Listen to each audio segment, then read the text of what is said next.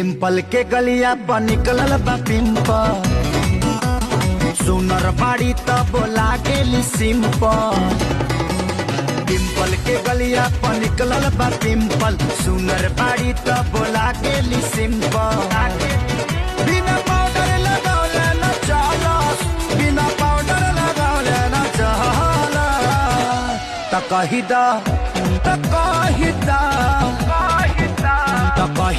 साथी से अपना महला से रोज मुँह में